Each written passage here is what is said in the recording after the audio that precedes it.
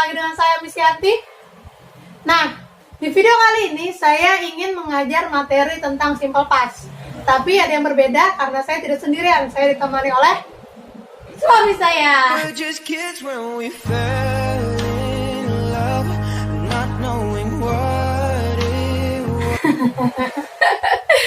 Ya, jadi saya hari ini akan belajar simple past bersama suami saya. Saya ingin ngajarin dia mengenang masa lalu ketika masih sekolah dulu. Siap nggak? Siap. Dia pemalu. Oke, saya mulai aja ya. Nah, simple past. Tahu nggak ini apa? Masa lalu. Kok tahu? Tahu lah. Kenapa tahu? Dan situ dong, lihat kamera. Aku malu. Aku malu. Oke, simple past yaitu tentang masa lalu, benar sekali. Jadi simple past ini saya ulangin dari awal aja ya. Saya kasih tahu dari awal tentang apa sih ini. Simple past ini adalah bagian dari tenses. Nah, yang pernah nonton video saya sebelumnya, saya sudah jelaskan apa itu tenses dan ada berapa jenis atau macam tenses. Nah, simple past salah satu dari tenses atau bagian dari tenses, yaitu tenses nomor 5. Bisa? Enggak. Makanya saya jelasin. Oke, jadi dari katanya aja, dari simple past dulu artinya ya, saya jelasin ya. Past itu artinya masa lalu, tentang lampau. Simple ini simple, sederhana. Jadi simple past adalah kalimat yang menjelaskan atau menceritakan tentang kejadian di kejadian di masa lalu. Ada apa kejadian di masa lalu? Oke, saya mulai. Nah, kalimat kalau dalam bahasa Indonesia itu kan ada subjek, ada predikat. Pernah tahu enggak? Pernah enggak dulu saya ngajarin? Pernah. Masih ingat ya berarti ya? Udah ingat. Yang penting kalau dalam kalimat itu asal ada subjek, ada predikat, dan diakhiri tanda titik, itu berarti kalimat. Kalau dalam bahasa Indonesia.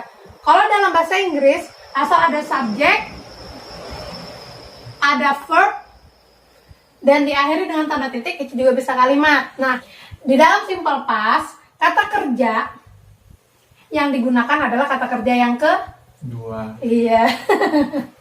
Aduh, jadi mengenang masa lalu ini. Pas sama materinya. Nah, kata kerja itu kan kalau dalam bahasa Inggris ada 1, 2, 3, 4. Ada 4. Kata kerja pertama, kata kerja kedua, kata kerja ketiga, dan kata kerja yang diakhiri dengan Kata ini. oh iya, benar. Nah, kalau simple past sederhananya adalah kata kerjanya yang dipakai kata kerja yang Dua. kedua. Saya kasih contoh. Yang pertama misalnya bahasa Inggris pergi, go. Kata kerja pertama. Kata kerja keduanya adalah went. Kata kerja ketiganya gone. Yang terakhir kalau ada ing-nya berarti menjadi Going. going. Aduh, mantap kan? Gampang sekali. Gampang ya? Jadi simple past ini adalah kalau nanti ada subjek ditambah atau setelah subjek ada diikuti dengan kata kerja yang kedua, itu adalah kalimat simple past. Tahu subjek itu apa? Nggak tahu. Subjek itu biasanya letaknya selalu di depan. Nah, ini subjek. Ada I, you, they, we, she, he, it. ya Allah. Mantap. I adalah Saya, you. Kamu Kalau saya dan kamu adalah cinta. we're just kids when we fell in love, not knowing what it was. Oke, I apa? Saya, You, kamu, they. Kalau misalnya they itu Iya. yang banyak orang. mereka, Oke, we, kita, she untuk saya. untuk perempuan, Oke, dia. Kalau he, untuk laki-laki, kalau it untuk menggantikan kata benda atau yang kata hewan, binatang. Hewan atau binatang. Bisa ya? bisa. Jadi asal ada subjek dan kata kerja kedua bisa dibuat kalimat simple Pas. past. Nah, simple past punya ciri-ciri.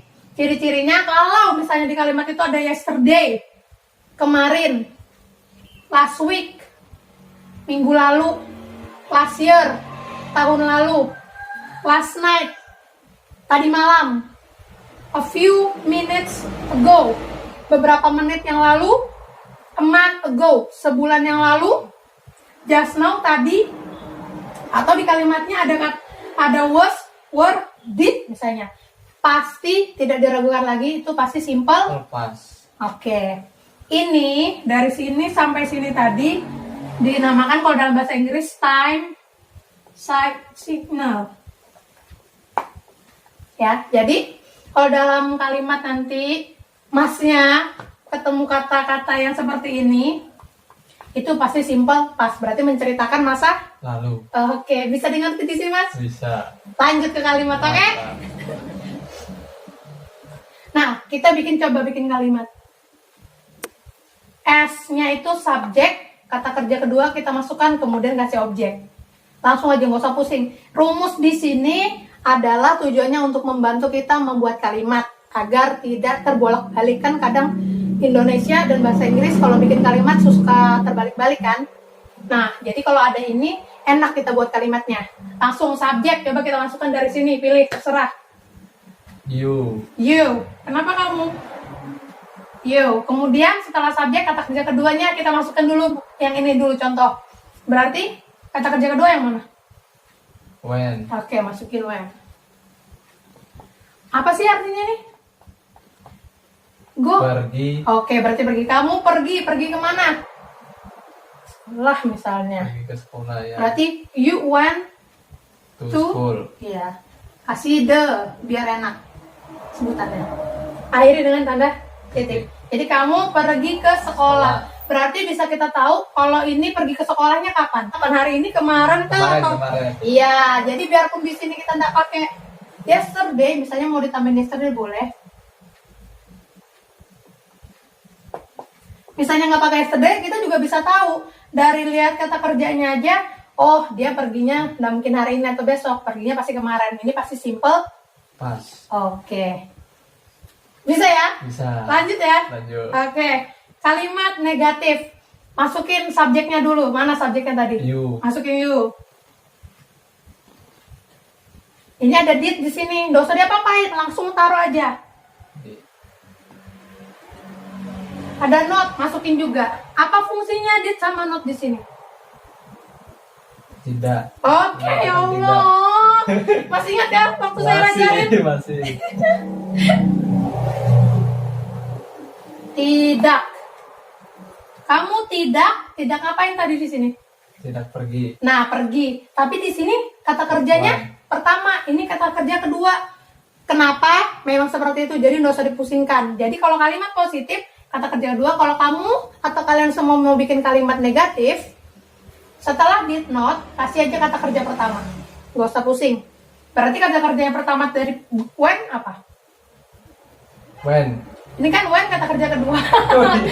Berarti kata kerja pertamanya go. Masukin di sini go. Go apa kamu tidak pergi? Ke sekolah. Berarti go To school.